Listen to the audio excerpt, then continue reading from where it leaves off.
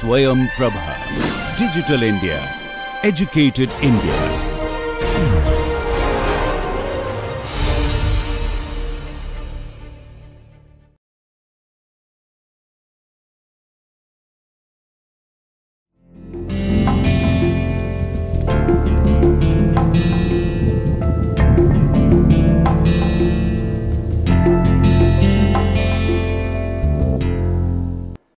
Welcome dear learners to the another session of International Business Management. I am Dr. Manisha Goswami, Assistant Professor at Institute of Business Management, GLA University, Mathura. Today we are going to talk about the International Institutions and Agreement in lecture number 7. Before we start with lecture number 7, let's quickly review what we did in our previous lecture. In the previous lecture, we had discussed about the international business approaches like ethnocentric approach, polycentric, regiocentric, geocentric approach, and even we talked about the different stages of globalization, like starting from domestic company to international company, from international company to multinational company, to global companies, and then to translational companies. Third, in that discussion, we also come to know about the various MNCs. We come to know about the relationship the MNCs are sharing with the headquarters and the subsidiary, and how India is getting benefit out of these MNCs, how they are helping in developing the technology, how they are helping in increasing the economy of the nation. This is what we did in the previous lecture. Now we are going to begin with the next lecture, lecture number 7, and let's look at the learning objectives of lecture number 7.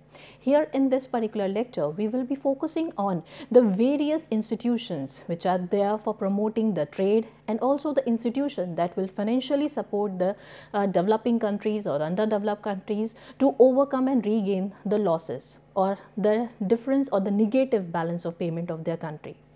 So let's begin with the lecture number 7 and with the quote of Thomas Piketty. What Thomas Piketty stated, that protectionism does not produce wealth, and free trade and economic openness ultimately in everyone's interest.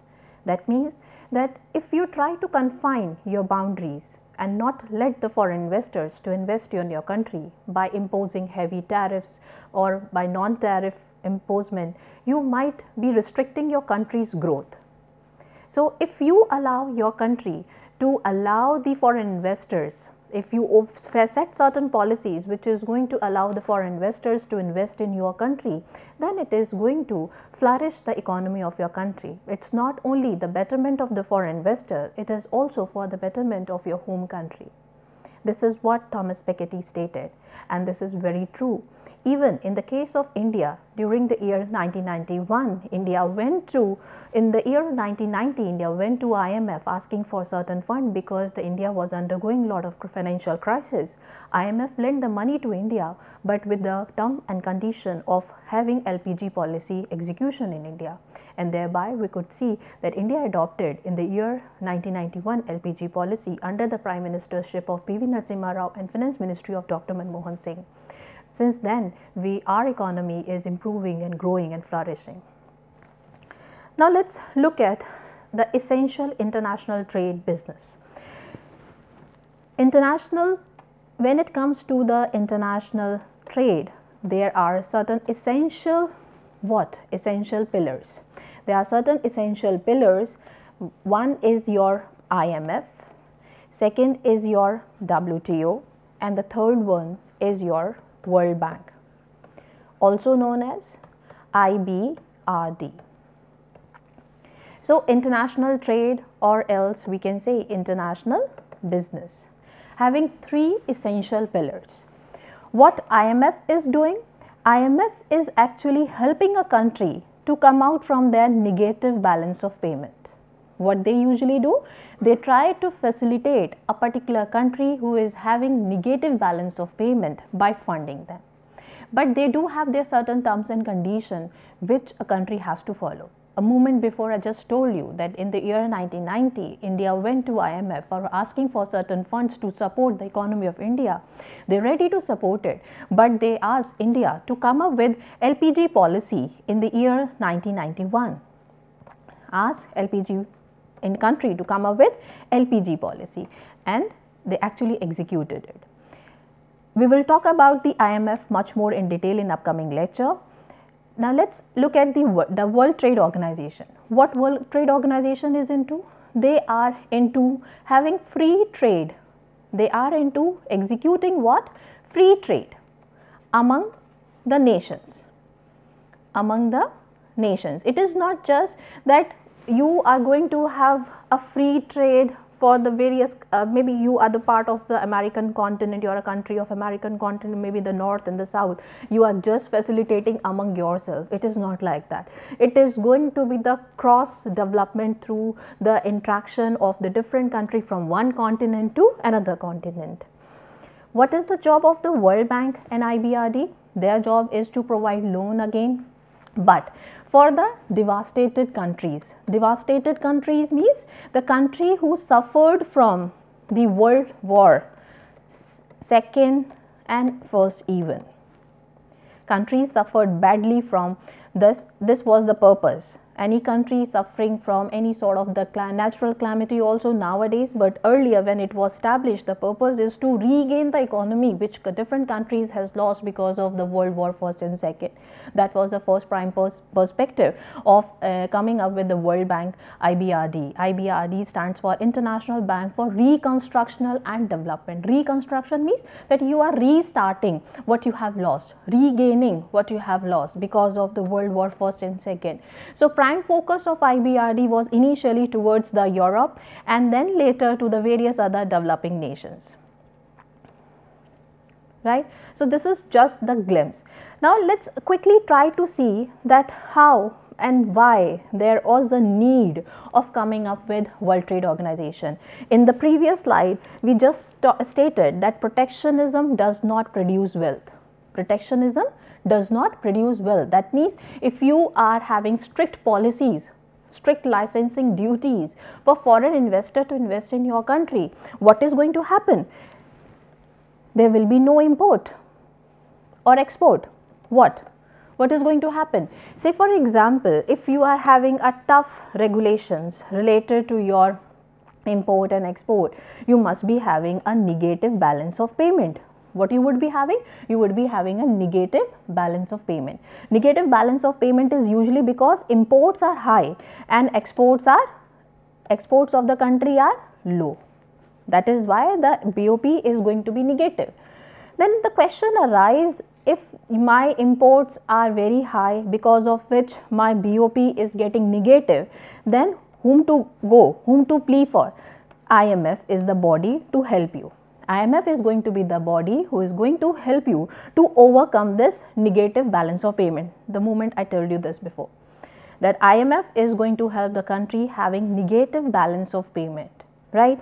So if in case you are having high imports and less of exports, then your BOP is going to be negative, and whom to contact is IMF. But IMF is not going to is not only going to give you the fund, but also going to give you the solution how this particular problem can be regained and overcome. And the same kind of solution we people also got in the year 1990, that is execution of LPG policy in our country. But if we look into this perspective in much more detail, that as we cannot stop import, we have to take import for sure, undoubtedly. Import cannot be ignored at all, because every next country is not into production of all the thing, and even if they are trying to do the production of all the things, it's not a good choice because it's ultimately going to increase the cost. So okay, fine, we will be having some portion of the import, but how we can still overcome this problem? Okay, fine, that we will be having some portion of the import, we need to purchase certain things, then import is going to be there for sure. But as import will be there, fine, but there should be a significant increase in the export. Imports are more, but exports are less. Here what we need to do, we are having the import, okay fine with this, but equally you need to push your exports. You need to increase your exports. Then the situation of the deficit is going to be overcome and balance of payment can be sustained. But the problem arises when countries, what countries are doing? Countries are imposing restriction on import.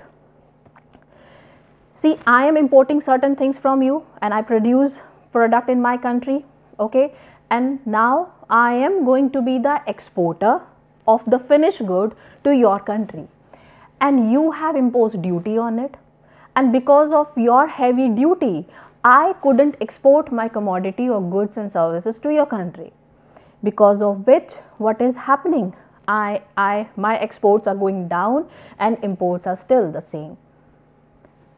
So country need to do what? Country equally need to overcome the barriers. Why imports are getting very costlier for the people? Because of the barriers, right? Barriers can be the tariff. There are certain tariffs which are going to be imposed, and there are non-tariff barriers also, right? Tariff barriers are going to be on the price, whereas non-tariff barriers are going to be on the quantity. So country need to reduce the barriers of the import, because I am an exporter, I am ready with the product, but your country is not accepting my product because it is going to be very costly for me to export my product to your country, because you have imposed lot of import duties for your people to bear, maybe on the tariff duties or the non-tariff duties, because of which there is a discouragement of export. Here the role of WTO comes. This kind of the situation is actually helped and overcome by World Trade Organization. But before World Trade Organization, what was there? Before this World Trade Organization, there was a GATT. What GATT used to do? In 1947, different country members come together, and what they did, they decided to form a General Agreement on Tariffs and Trade, which actually came into practice. This was happening in the October 1947. Some of the country come after knowing this kind of the situation is happening, prevailing balance of payment is getting negative because other countries are imposing lot of import duties, because of which I as a company could not export my product to you. So people sit together and decide amicably, let's find out the solution to it. In October 1947, different country members sit and they form a body known as General Agreement on Tariffs and Trade, which came into practice in January 1948, and it continued to function till 1994. And thereafter, in the January 1995, there was a new body or the successor of the GATT, that is what known as WTO, World Trade Organization. Why there was a need to shift from the General Agreement on Tariff and Trade to World Trade Organization? Let's discuss them in much more detail. As you just know, the background and the picture why there was a need of coming up with World Trade Organization. The only answer is the negative balance of payment. Different countries were struggling hard to export their product. Import cannot be neglected, that's true, acceptable, but export should be initiated, and for initiating the export, the other countries should have a liberal import duties, but other countries are not having a liberal import duties, because of which negative balance of payment is happening and increasing a burden over IMF to raise the fund for those countries. So this called for the formation of the body like WTO and General Agreements and Tariffs and Trade. World Trade Organization was established on 1st January 1995. Government had concluded the Uruguay round negotiation on 15th December 1993, and minister had given their political backing to the result by signing the final act at the meeting in Marrakech, Morocco in April 1994. The Marrakech Declaration on 15th April 1994 affirmed that the result of the Uruguay round strengthened the world economy and lead to more trade, investment, employment and income growth throughout the world. The World Trade Organization is the embodiment of Uruguay round result and successor of the General Agreement on Tariffs and Trade. The World Trade Organization has largest membership than the GATT. The present number of members stands as 164. India is one of the founder member of the World Trade Organization. Now let's try to see the difference between GATT and WTO, why there was a need for coming up with the change. So, General Agreement on Tariff and Trade permitted continuance of same-side agreement between the specific number of groups.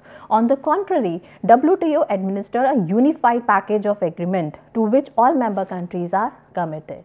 So, somehow it is more facilitating than the previous one. It is more easier than the previous one. The coverage limit is, in case of the General Agreement and Tariffs, was limited. It was just focusing on the goods part, the services part was not there. So in the WTO, they even included the services part. They even included the intellectual property also into consideration. Intellectual properties like copyright, patent, trademarks, right, so are also going to be included in the purview of the World Trade Organization.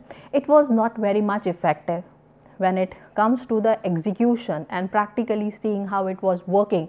There were a lot of glitch into the system of the General Agreement and Tariffs and Trade, but those glitches were removed by World Trade Organization. Gray areas measure are outside its purview of the General Agreement and Tariffs, but here in the case of WTO, even the gray areas were taken into consideration, like textile, clothing, agriculture were also become a very essential part of the WTO for enhancing the economy of the world. Membership was not so large of the General Agreement and Tariff and Trade, where in case of WTO, where almost each and every country is excited to be the part of WTO because they are going to get the most favored nation status after becoming a member of WTO.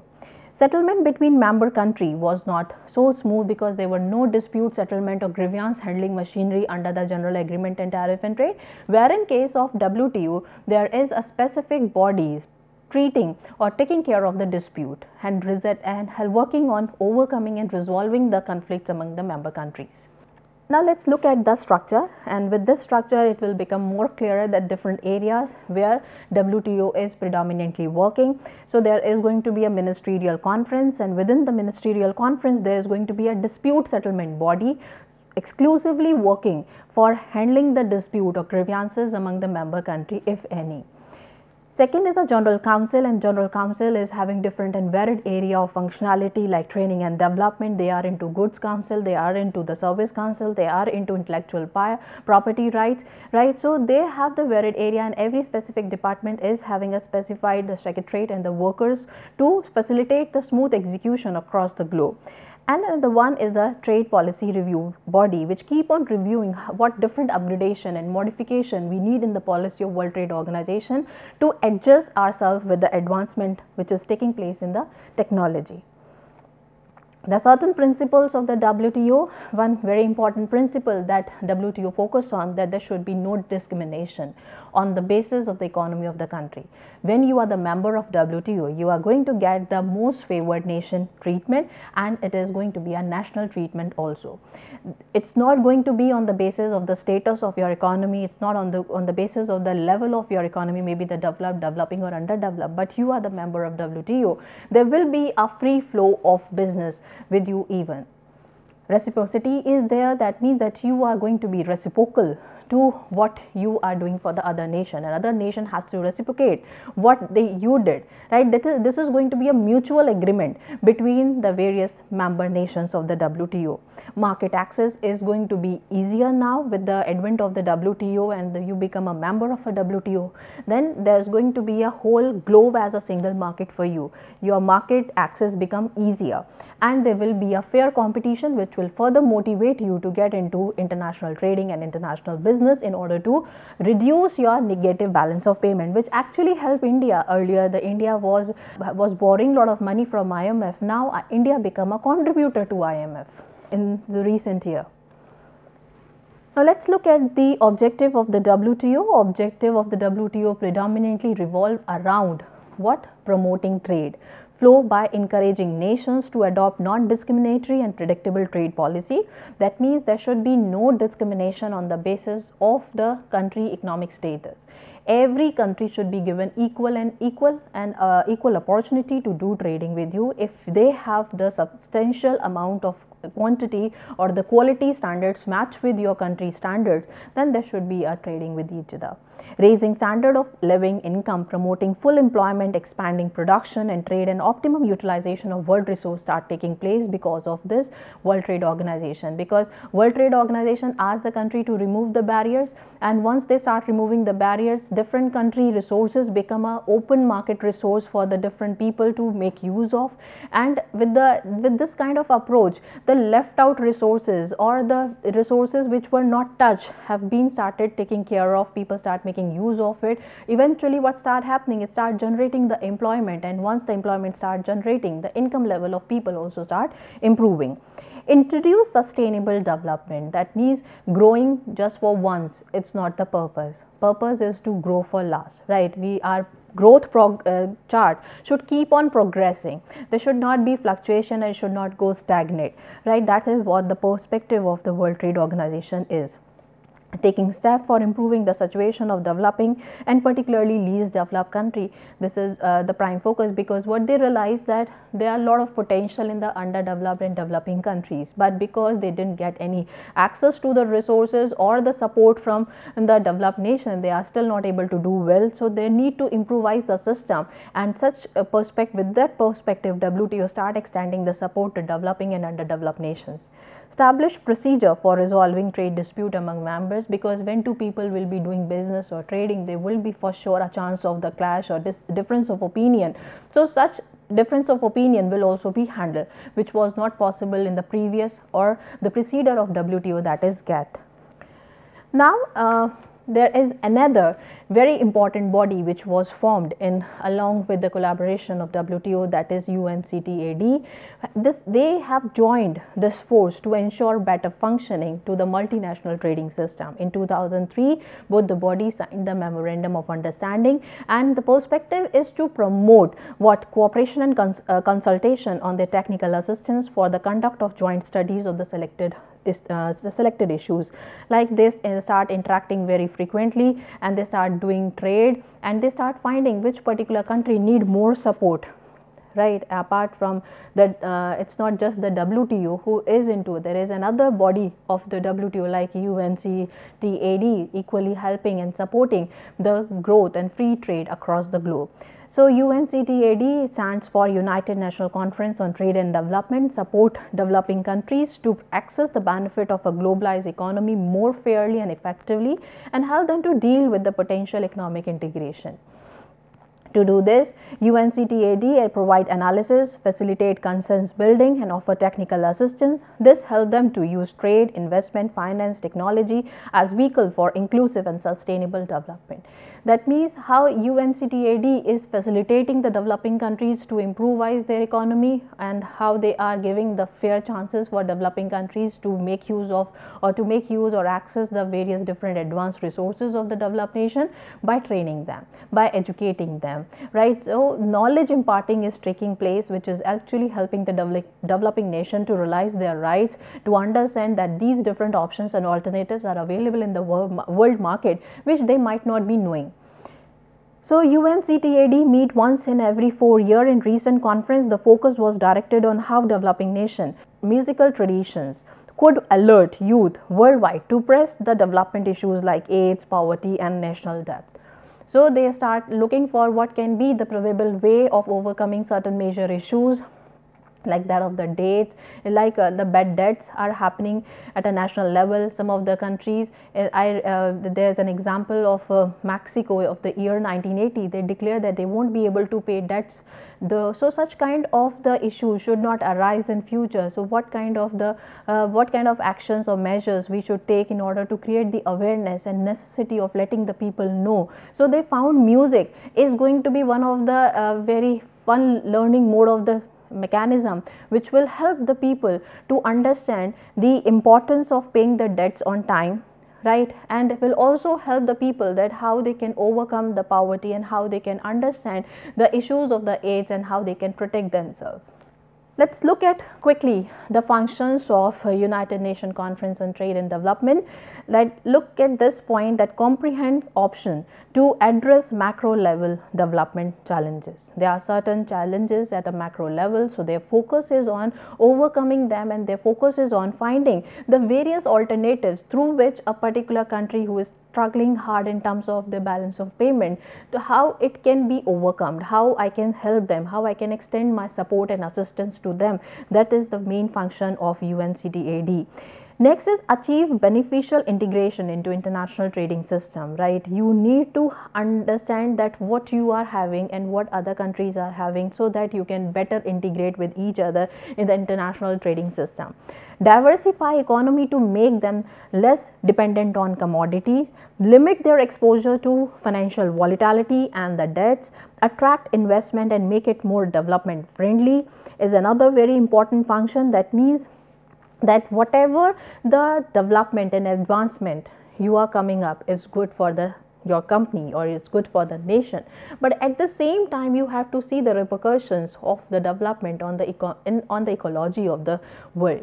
So you have to see how it is going to affect the environment. It should be equally environment friendly, and the development should facilitate the development of other nations as well. It should not be purely your own country development. Your development should calls for the development of nearby your neighbor or the nearby countries.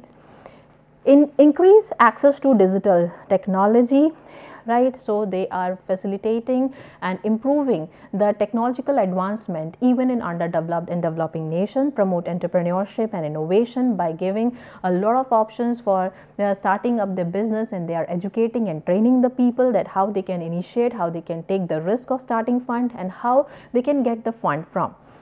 Help local firm move from value chain, speed up the flow of goods across the border, protect consumer from abuse through having a proper dispute settlement mechanism, grievance handling mechanism, CRAB regulation that stifle competition. For sure, we need to find out what are the different regulation which is actually creating a hindrance, not letting a business to grow, right? So finding out those glitches in the system and the rules and regulation is also one of the function of the UNCTAD. Adapt to climate change and use natural resources more effectively to protect the environment. Another body which was there for protecting the preferential sharing system, that is a generalized system of preference, is again a part of the World Trade Organization. They come up with various bodies, and this is another example of the body which is coming up by the WTO. And the generalized system of preference is the kind of a trading which is going to take place between developing countries and the developed countries, right? Here what is going to happen in this generalized system of preference, there are going to be a trading between developing and the developed nation, right? So let's look at US trade preference programs such as generalized system of preference provide opportunity for many world poorest country to use trade to grow their economy and climb out their poverty. GSP is the largest with 15 member country and oldest. 15 member countries are like Australia is a member country of it, Belarus, Canada is a member country of it, one of the island, European Union, Japan, Kazakhstan, right? Even the UK, United Kingdom, New Zealand, Norway, Russia, Switzerland and USA, these are the different country members of GSP, and it is one of the oldest US trade preference program established by Trade Act 1974. GSP promote economic development by eliminating duties on thousands of products, and when promote import, and they are promoting what import of 119 designated beneficiary countries and the territories across the globe. Thus, generalized system of preference is an umbrella that comprise the bulk of preferential schemes granted by industrialized nation to the developing countries. It involved reducing the most favored nation tariffs and duty-free entry of eligible product exported by beneficiary country to the market of the donor countries, right? That means this is what mentioned here, that is to the market of the donor country. What you are doing, the developing countries are marketing the product to the donor countries. That means a flow of transaction is taking place from developing country to developed nation, and that is how they are helping the country to grow their economy and climb out from the poverty. Another type of the preference system is GSTP, Generalized System of Trading and Preference. That's a global system of trade preference among the developing country. It's a preferential trade agreement. Now this kind of the preference is taking place only between developing nations. This trading is only possible between developing nation, and this kind of the trading is taking place between developing nations and developed nation. Product flowing is from developing country to developed nation, that is generalized system of preference. But another system which later been formed so that your country growth should also facilitate the nearby neighboring country or the developing country growth, so they come up with a good system of trade preference among developing country. That's the difference between GSP and GSTP. Since April 1988, with the aim of increasing trade between developing countries, is the framework of the United Nations Conference on Trade and Development taking place in the United Region. The coverage of GSTP extends to the tariff, para-tariff. Para-tariff is an additional tariff, non-tariffs are on the quantity, this is on the price. The direct trade measure including medium and long-term contract and sectoral growth, these are the area of coverage of the GSTP. Now, another international commodity agreement which is coming under the umbrella of WTO itself, and the purpose again is to facilitate trade among different nations, because alone WTO couldn't do by and large, because it's a by and large body, and there has to be some small bodies across the globe so that they can see the executional problem and can find out the intermediate solutions and promote trade among the different level of the countries. So, international commodity agreement is an undertaking by a group of countries to stabilize the trade, supply and policy of the commodity. An agreement usually involves a consensus of quantity, traded price in the stock market. International commodity agreement have been applied to commodities like tin, cocoa, coffee, sugar and wheat, and such kind of the products are usually coming from Africa, right. So, there are focusing more on the export of the minerals or the products you are rich in, so that your economy can grow and flourish, and deciding on acceptable range of price and output. And this is this particular international commodity agreement is having autonomy to decide on the price. Now, let's talk about the another pillar. After knowing all the mechanism on the basis of which you can overcome the negatives of the balance of payment, right, and they are facilitating ease in what export, right, by asking the different countries to reduce and lower their import duties. By reducing their import duties and work on facilitating more export. So, we have understood that these kind of the bodies are for facilitating the trade among different nations. Now, we are heading towards the World Bank, and this is a body which is formed in order to facilitate the devastated countries because of the World War.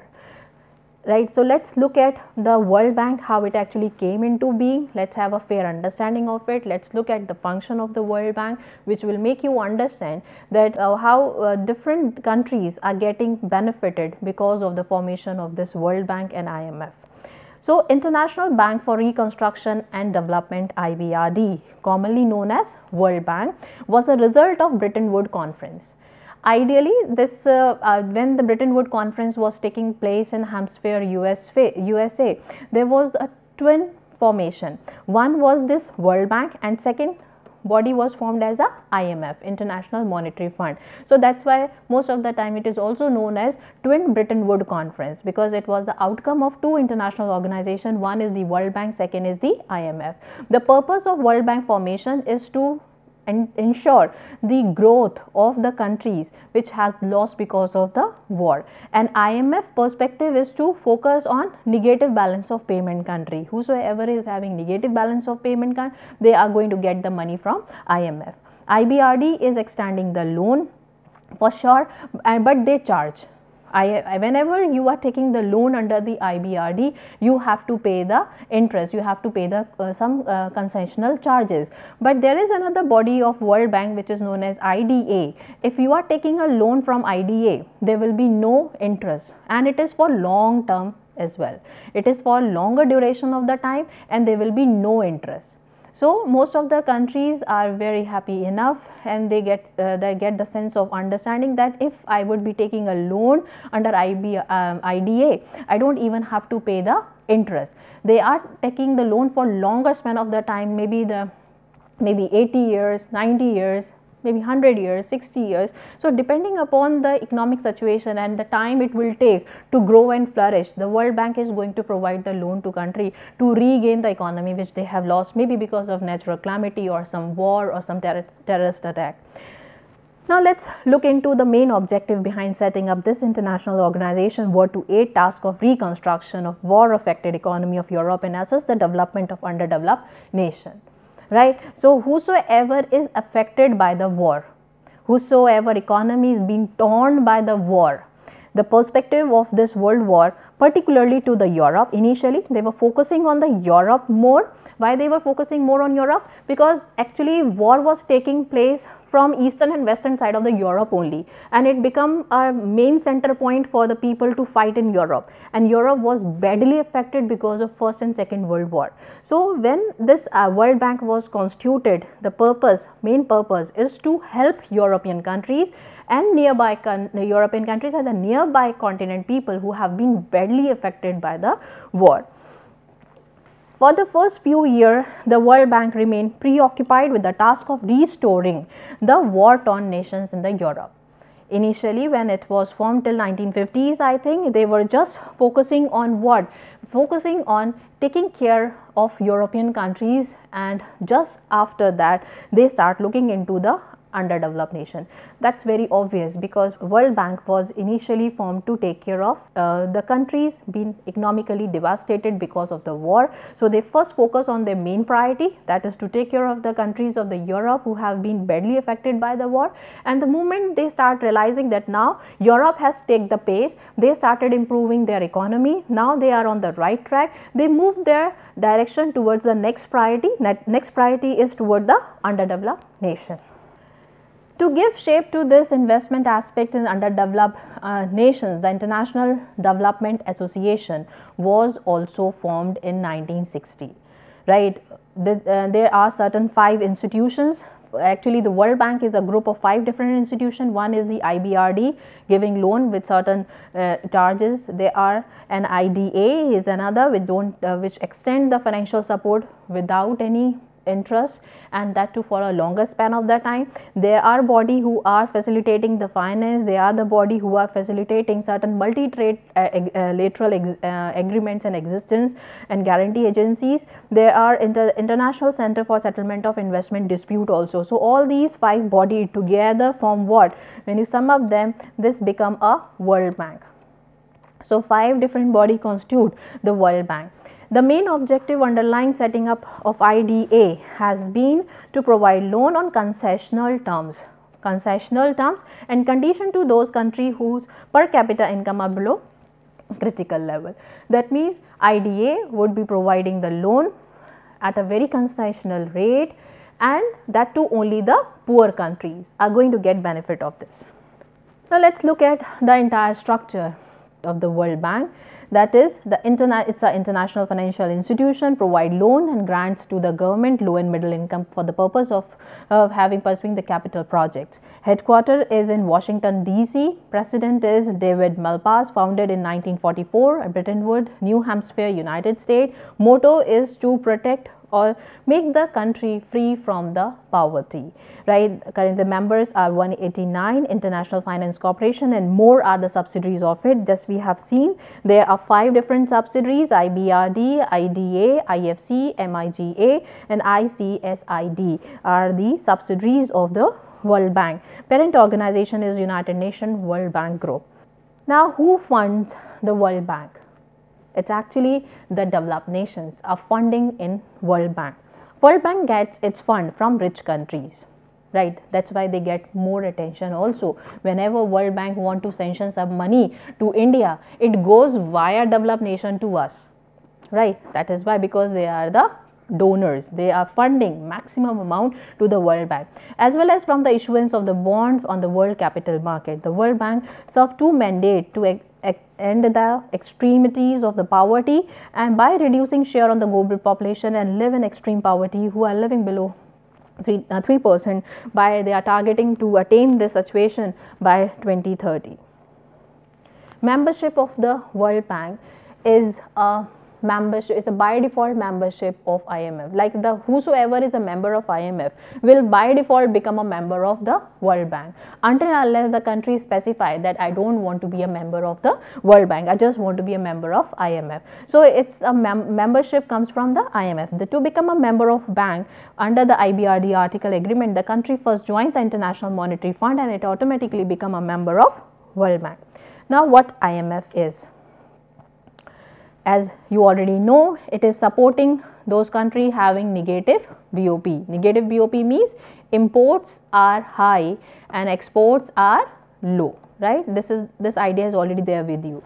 So IMF is the second international organization. Why it is a second international organization? Because first one is the World Bank. पहला international organization कौन सा बना था? This is the World Bank, which was formed in during that Bretton Woods conference. So this was the first international organization, and IMF becomes the second international organization. It is the organization of 190 countries working to foster global monetary cooperation, secure financial stability, facilitate international trade, promote high employment, sustainable economic growth, and another is to reduce the poverty. For sure, if they would be helping country financially, and the country start getting the fund and start reconstructing the economy, start investing in the market, for sure the people start getting the jobs, people start earning money, and eventually the poverty will be checked upon. The IMF is the most detailed attempt to organize the conduct of International Monetary Fund. Now let's look at the objectives of the IMF, International Monetary Cooperation. That means the perspective is to cooperate with various different nations who are having negative balance of payment, who are not able to find the solution to overcome this vicious cycle of maximum import and low of export. So they try to facilitate the monetary support with certain terms and conditions, and let the people and even assist the people that this can be the solution to your economy, this can be the solution. But there are certain criticism that people used to say that they have only one solution for all the different nations, they don't make their close assessment of the economy of different nations. So that is a criticism usually come from the critics, but by and large what IMF is doing, IMF is trying to provide assistance to the member nation and letting the people know that okay, fine, we are lending money to you, but you have to imply or you have to execute this solution into your country, which will help you to further regain the economy which you have lost. And this what happened in our country 1991 we adopted the liberalization, privatization and globalization policy to facilitate expansion and balance growth of international trade, to promote exchange stability, higher employment and income, exchange restriction to be reduced, right? That has to be reduced, otherwise there will be no facilitation of export. So you have to facilitate that there should be more of exchange taking place. Aid to member during the emergency aid, to shorten the duration and less degree of disequilibrium in the international payment of the member country. That was the prime focus of IMF. Let's look at the structure, how it is actually functioning. There are the member countries of the IMF at the top, then there is going to be the board of governors, these are the representatives coming from the member countries, and then there are executive body who is becoming a part of the IMF through the selection, and managing director is on the basis of the voting, and their job is going to be taken there are certain assessors of the managing director, the first deputy, they are going to be the additional deputy, and they are going to be the joint deputy to assist the managing director in terms of execution of proper supply of the fund to the devastated country. Now how you can become a member of IMF? There are two types of the member of IMF. One is the original member, second one is the ordinary member. Original members are those who become a part of IMF during the Bretton Woods conference itself, and we Indians are the original members of IMF. We agreed upon all the terms and conditions during that Bretton Woods conference, right, which was taking place in the year 1944. So original member, those countries who representative took part in Bretton Woods conference and who agreed to be the member of the fund prior before its formation, 31st December 1945, that is 1944. Ordinary members are those who become a member of IMF subsequently. IMF is holding an authority to make you a member or to suspend your membership. At any point of time, if you are not adhering to the conditions or the lessons or the learning IMF is trying to impart on the basis of the fund they have given to you, right, if you are not adhering to it, if you are not following the terms and conditions, your membership may be suspended. Now, what are the sources of the fund of the IMF? They will be getting the fund from the quota system. Quota is allocated to the various member. Now, what is quota? That it's like a subscription amount every member country has to pay to the IMF, and depending upon the economy of the nation, right, your quota is going to be fixed. If you are an underdeveloped nation, your quota is going to be small. If you are developing, it's going to be comparatively high. When you are a developed nation, it is going to be more. And if your quota subscription amount is high, what is going to happen? You will be having more voting rights. So those who are paying more are having more voting rights as compared to those who are belonging to be a part of the underdeveloped nation or developing nation. They are paying less as a subscription amount to IMF. They are having less voting rights. So it is mentioned here, when country join it, the fund, it is signed a quota that govern the size of its subscription, its voting power and its drawing rights. So the larger you pay, larger would be the voting rights, larger would be your drawing rights. आप जितना ज़्यादा पे करेंगे उतना ज़्यादा आप IMF से ले सकते हैं. As I was in a previous slide, I was also talking about some criticism. Many observers comment on the fact that IMF has one size fit for all. एक ही लाठी से सबको हाँकना. That is, that they have a mentality that to take care or nurture the economy of the entire world, there is only one solution, which is not true. So that is one of the criticism. IMF does not adequately monitor the impact of its decision on the poor. So whatever the decision you are taking, whatever the economic upliftment suggestions you might be giving to the underdeveloped or the poor nation, you are supposed to monitor also that whatever the course of action I asked them to do, okay fine, they've been good enough, they started executing what you stated, but you have to monitor whether things are going in the right direction or not.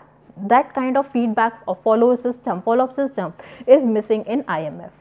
Some of US critics says IMF is incredibly wasteful organization that take valuable fund, pour it down to the drain of developing economy, whose leader become fabulously rich of the money without any intention ever helping out anyone. This is what the US people are saying. Why people are saying so? Because they are funding more to IMF. They are having more voting rights, they are having more drawing rights. But what the people say, that I, being a developed nation, I am not undergoing any crisis, I don't need my fund to be withdrawn from the IMF. I am contributing year after year, but who is getting benefit? These developing nations are getting benefit. They are taking the money, they are withdrawing the money from IMF, and the leaders of the different developing nations are filling up their pocket. They are not actually putting those money in the society. This is what the critics from the US people is coming up. IMF member, how it has benefited India. The financial assistance is coming from this IMF fund, right? Help in foreign exchange crisis, membership of the World Bank become possible once you become a member of IMF. As I told you earlier, that if in order to become a member of World Bank, you need to be first a member of IMF, then automatically you become a member of World Bank. Economic consultation is also coming. Because of that economic consultation, we took the correct action in the year 1991 of accepting LPG policy.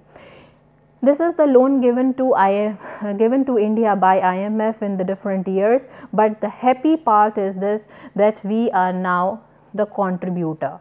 In the year 2000, the loan taken up from International Monetary Fund has been completed. India is now the contributor to IMF. That is the good part. Because of the economic consultation we received from IMF, we executed it and the situation improved, and what eventually happened, we able to repay off all the loan which we took from IMF, and now we become a significant contributor to IMF. Now, relationship of India with IMF, relationship between IMF and India has grown strong over the year. In fact, the country has turned into the creditor of IMF. A moment before I just told you that they become a creditor to IMF. They are contributing, they are putting up their fund there. India and IMF must continue to boost their relationship, as it proved to be advantageous for both IMF as well as the country like us, India. International Monetary Fund or IMF predict lower growth in India, economic concentration in US, Japan and Europe, euro region next year, calling for further interest rate cut and fiscal stimulus. This is what the IMF keep on predicting about the different nations, their member nations, that what could be your devastating situation. So be alert, start taking corrective actions, right? This is the scenario where you are finding that certain accumulation is taking place in developed nations, right? Why not you people are putting up your stances and improving your economic situation? So such kind of suggestions and economic consultation is also coming up from IMF. Now let's conclude that financial institutions provide long-term finance which are not provided by commercial bank. The funds are made available even during the period of depression when other sources of finance are not available.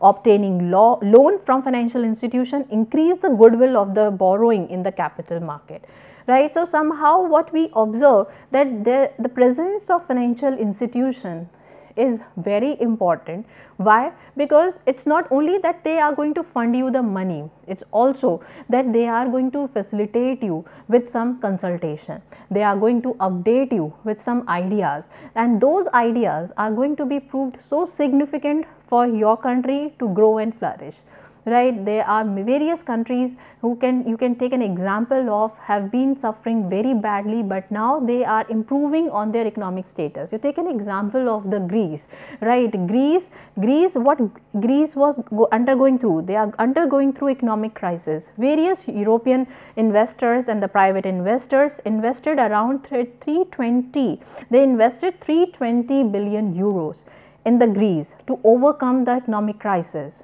And so far they able to only repay back this much of euros, right? That means by the they still need to pay off lot of money to these private investors or the various other funding institutions. They need to pay off lot of money, but at least at the time of the crisis I was having some body to get the financial support. Greece was totally declared as a bankrupt, but still different nations, different investors, financial institutions are coming together to nurture and support and provide the custodial support to the Greece economy to regain the lost economy. For this, I think the Greece is a very good example, Venezuela is a very good example, and during the 2008 crisis in America, again the World Bank came into picture and helped America to overcome such a devastating situation, economic crisis. And because of the crisis in America, even India also suffered from a lot of slowdown in India during the year 2008. So taking care of our economy, nurturing the economy of different nations, it's a good idea, but there has to have certain support system also, and such kind of financial institutions are actually extending their support to nurture and support the economy of different nations without any discrimination on the basis of your economic status.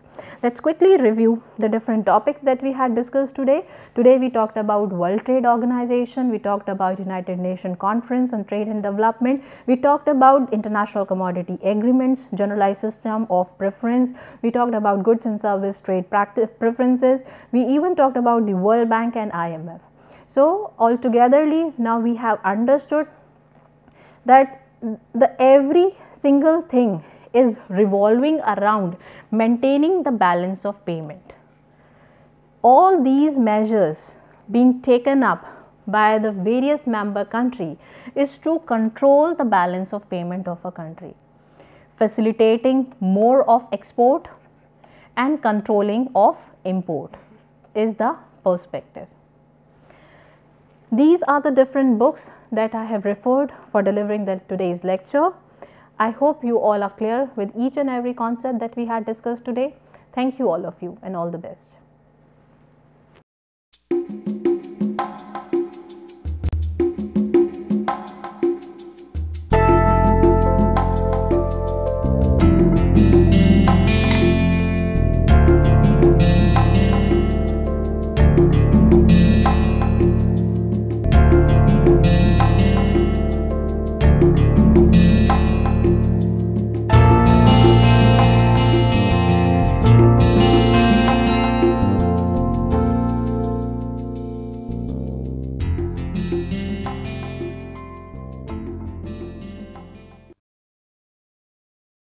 Hello, I am A.K. Sharma and I teach sociology in IIT Kanpur.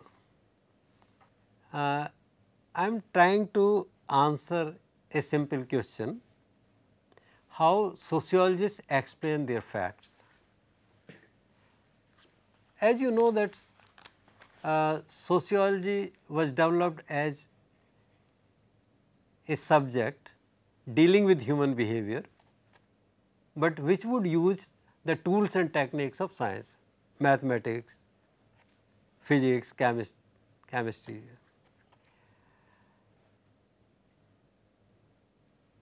But this view that human behavior needs to be studied scientifically has been contradicted later on, and it was said that simply by relating one kind of facts with other kinds of facts, you cannot understand human behavior. To understand human behavior or to actually theorize about human behavior, you have to theorize the theories or motivations or meanings that people have in their mind in involving in a particular action. Now, using these two traditions, one tradition in which we relate one fact of society with other facts scientifically, and another tradition in which we try to develop second order constructs or theories that people have in their mind in acting in day to day life. They have produced two different traditions in sociology. One is called quantitative, another is called qualitative. Quantitative methodology uses scientific methods of conducting surveys, censuses, experiments, and then by using statistical methods, from simple method like arithmetic mean to sophisticated methods like logistic regression, we try to arrive at some inference. Qualitative tradition, qualitative methodology on the other hand uses ethnographic approach, and here the researcher attempts to become part of the community which he or she intends to study, because the assumption is that only by becoming part of the community, by living among the people whom you are studying, and by putting yourself in their shoes, by trying to understand things or their environment or their behavior or their culture or festivals or economic behavior or politics from their angle, from their perspective, how they feel, what understanding they carry in their mind, that only by understanding these things we can understand facts of society. Actually, in one of the latest works, World Bank, which uses a lot of statistics, has also talked about understanding mental models that people use in involving in behavior. Emile Durkheim long back said that sociology uses comparative method, and let me just give one example and then I will finish. Suppose I tell you that infant mortality rate in India is 40. What does it mean? It means nothing. But when you compare infant mortality of India today with Japan, and you find that Japan has 2 and India has 40, then you get disturbed. Then you start thinking, why is it that infant mortality in India is so high? And then you can also compare infant mortality of India with infant mortality of say Kenya or Mozambique or other countries, and you find that these countries have much higher infant mortality than India. And then you can create a hypothesis that perhaps economic development has something to do with infant mortality. Countries which are more developed, countries like Japan, they have low infant mortality. Countries like Mozambique or Kenya, which are less developed, have higher infant mortality. So, you have a connection. This is what sociology is about, connection between facts. So, by using census, surveys, by conducting field work, by using ethnographic methods, by using comparative methods, we arrive at sociological findings. Use of experimental method in sociology has been very less, but I learned that recently economists, which 10 years ago I could not see that economists will one day use experimental method, but today we find that economists are using a lot of experimental methods to study human behavior. Now, this work may be done by economists, but the findings of their study can very well be called sociological studies. So, sociology tomorrow, I think that sociology tomorrow, in addition to using surveys and comparative methods, will also be using experimental methods. Thank you.